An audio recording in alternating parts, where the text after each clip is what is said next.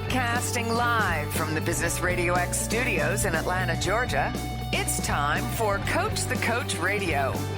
Brought to you by the Business RadioX Ambassador Program, the no-cost business development strategy for coaches who want to spend more time serving local business clients and less time selling them. Go to brxambassador.com to learn more. Now, here's your host. Lee Cantor here, another episode of Coach the Coach Radio, and this is going to be a fun one. Today on the show, we have James Mayhew, and he is with James Mayhew Consulting. Before we get too far into things, tell us about your practice. How are you serving folks? Yeah, Lee, thanks for having me here. So one of the things that I love to be able to do is to serve my clients in a way to build culture, help them improve communication, and boost engagement. And so we do this through a number of different ways, but I wear a coaching hat, a consulting hat, or a training hat. And those are different entry points for different types of customers, different sizes of businesses. And that is one of the wonderful ways that we just have that freedom to go in and serve clients where they're at the level that they're at. So now what's your backstory? How did you kind of develop this unique strategy? Because most folks kind of pick one of those lanes, and it sounds like that you're using whatever tool you need to solve the problem you're working on. Yeah, that's a great question. And so it's a trial. It's a baptism by fire kind of approach. A number of years ago, I was working for a company that in Iowa, in my home state, where we were an incredibly fast-growing business. We weren't necessarily a great place to work for, and I don't know that any of us necessarily even realized that. And so when I started with the company, we were about 20 employees. I think I was number 21-ish, if I remember right, in September or November of 2009.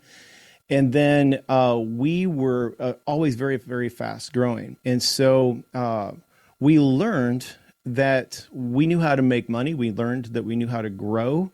But we learned also that we weren't very good necessarily at developing people and preparing them for the next steps. And I actually experienced that myself. It was, hey, just keep doing what you're doing and you'll be great. And we know from a leadership perspective that that's not going to keep you in a leadership role. And so when we would move people or person into a new role, we didn't set them up necessarily for success. And so things that we took for granted that people would know would be how to set expectations, how to cast a vision either for a project or for what our team was working on or for the company. How do you communicate that? How do you get people engaged with what they do on a personal level that's meaningful to the company's vision, strategy, and goals? And so through that process, I made a lot of mistakes, and those mistakes were everything that I've named and many things that I haven't named. And quite honestly, it was a great experience. It was a humbling experience, and it was over those 6 years, one of the greatest growth stages, probably the greatest growth stage in my life up to this point. And as a result of going through those things, we learned that we didn't necessarily understand what our culture was. In fact, when I first started, I had an entry-level job in marketing. I moved up to a lead role. From there, I threw my hat in the ring, which is a longer story, maybe for a different time, where I said, I want to do this. I don't know if I'm the right guy. And that got me into a VP of mission and culture role. It was an experimental role. And from there, within about 18 months or so, we restructured it again to support growth and all the initiatives that we were doing. And I ended up as chief culture officer. So we went from, we'd always been fast growing. We're one of the fastest growing companies actually, privately held in the United States. But if we go back, it wasn't a great place to work.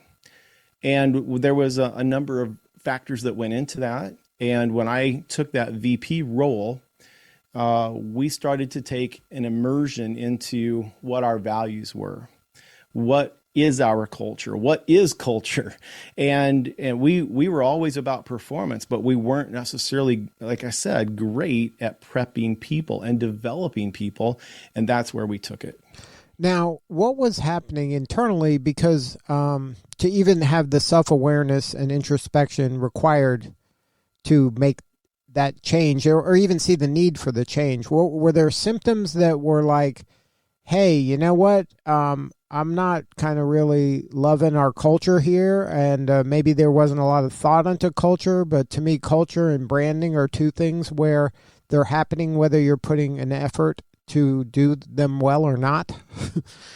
Things are happening and you have a culture, whether you've decided to have one or not. It's forming, and the same with your brand. Your brand is forming whether you can, do some work to kind of shape it. But if you're not, it's going to form anyway. So you might as well be a little proactive. What was happening where folks were like, hey, you know what?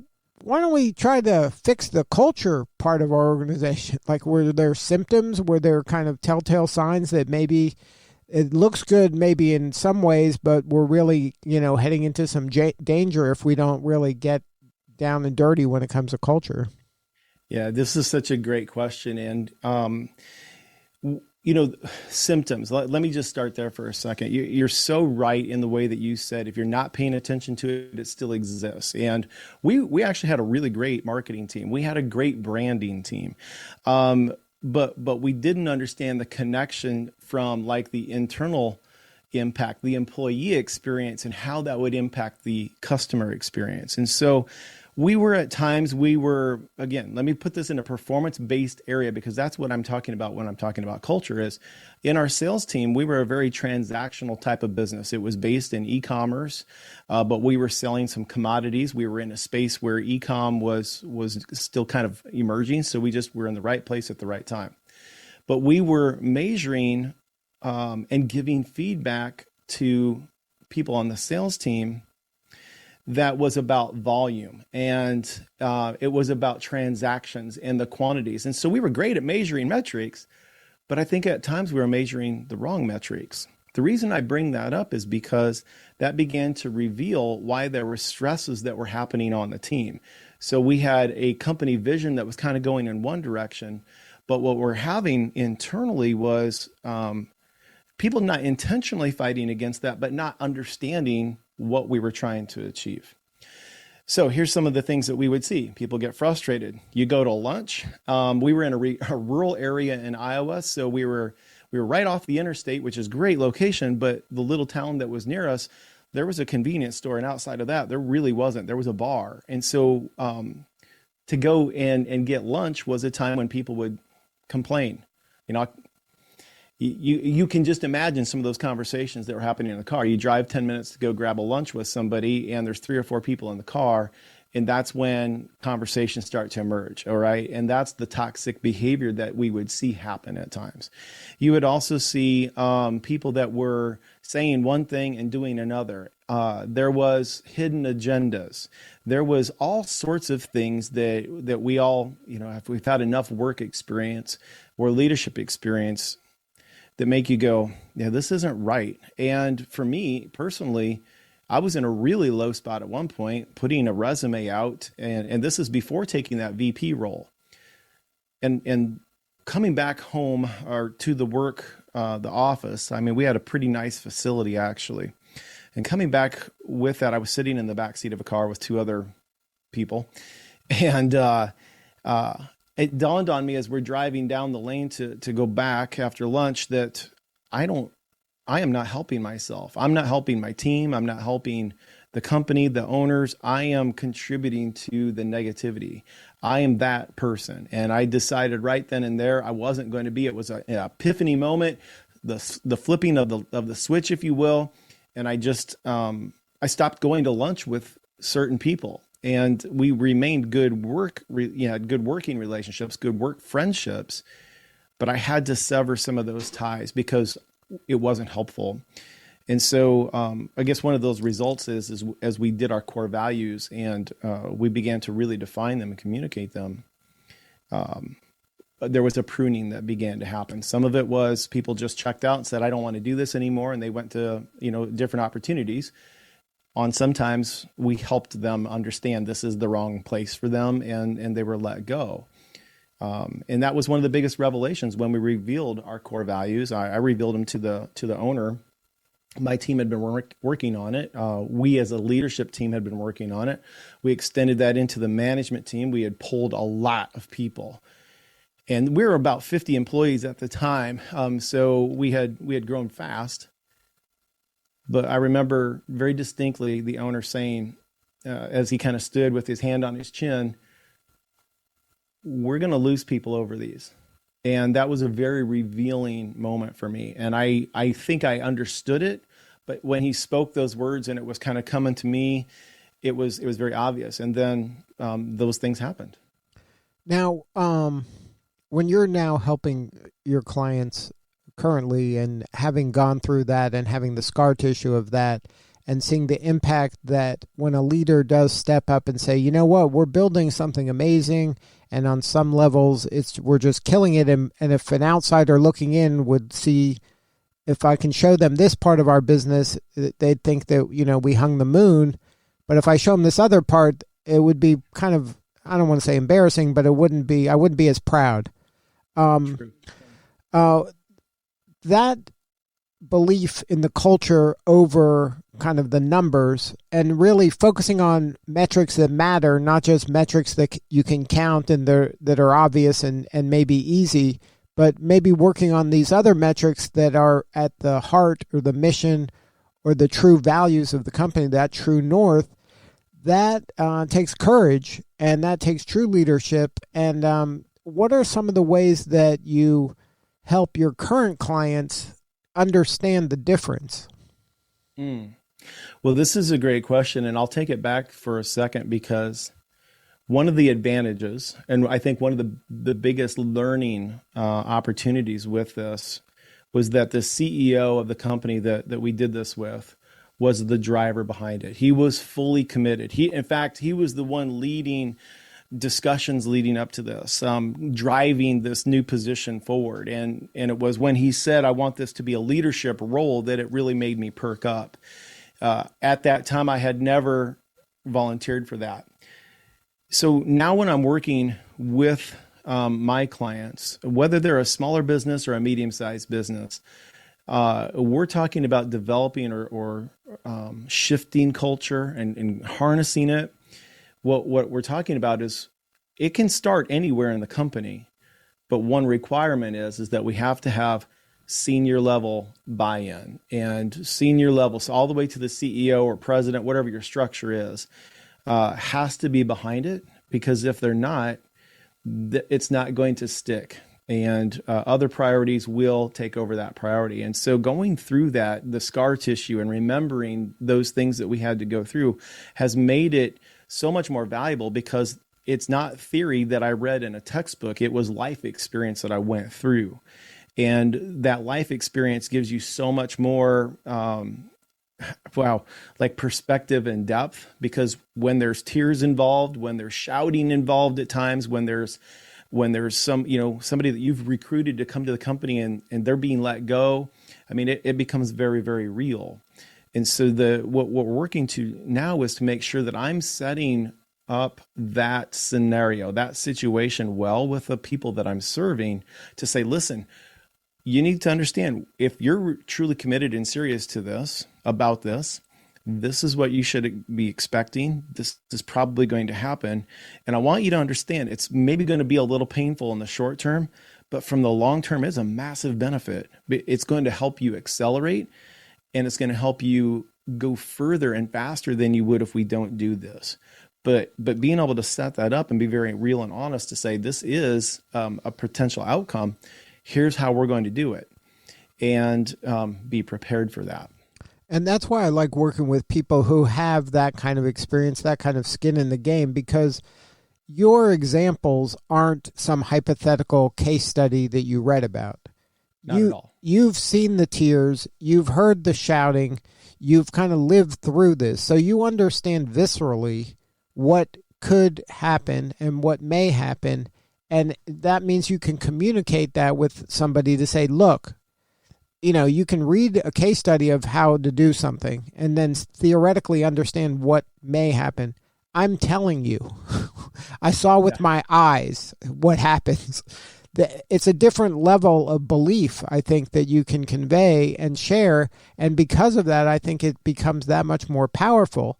And I'm sure that that's what spurred you to create this culture mastery system of yours, that this framework that's built on, actual blood, sweat, and tears, not on a whiteboard somewhere and theoretically constructing it.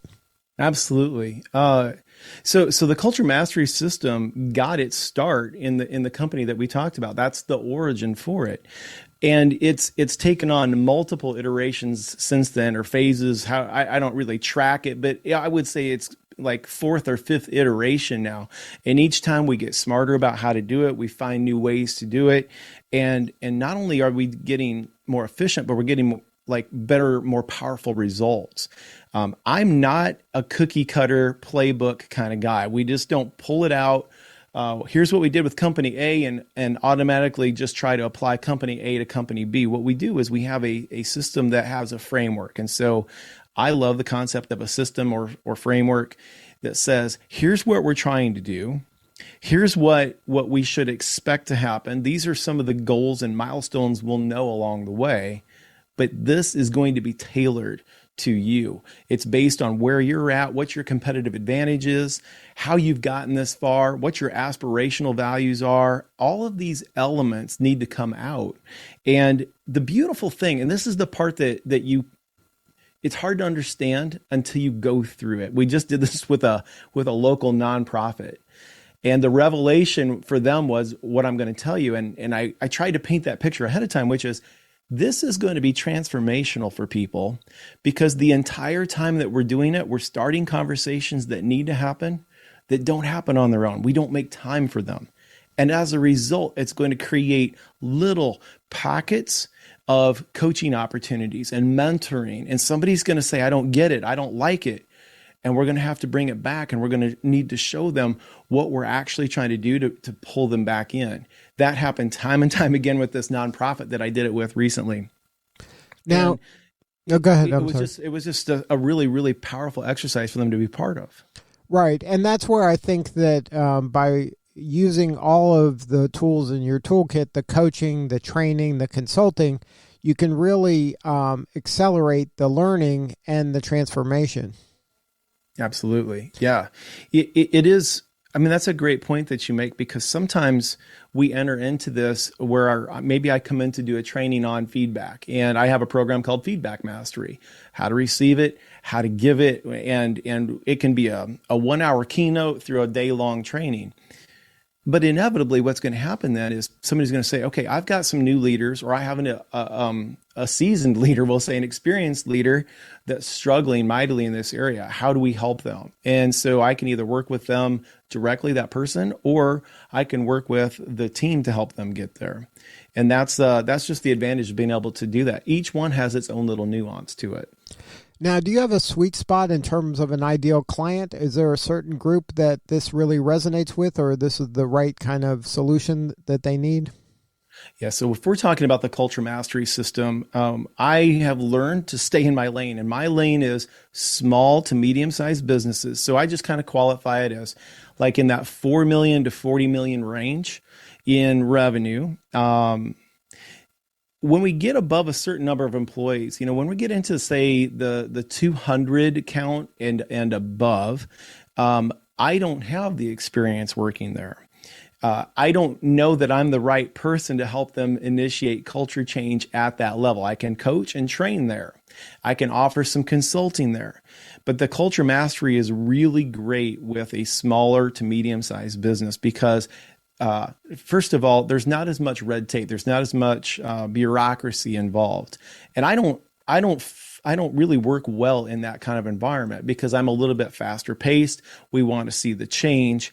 And that's where if a large company was to say, hey, we want you to do this, I would really want to sit with them and understand where they're at and what those layers look like. Because if we're just going to bump into layers, where people aren't behind it, or they're doing something that's counter to what we're trying to do at the ground floor, then, we have to call that out. And so sometimes that's going to work and sometimes it's not. So again, that sweet spot for me is that small to medium-sized business in that $4 to $40 million range. Yeah, where it's less time spent planning the plan and more time, doing the work. Well said. Yes. Well, James, congratulations on all the success. I mean, it's just a great story and a great testament to you and being kind of a lifelong learner and just serving folks. I mean, just great job.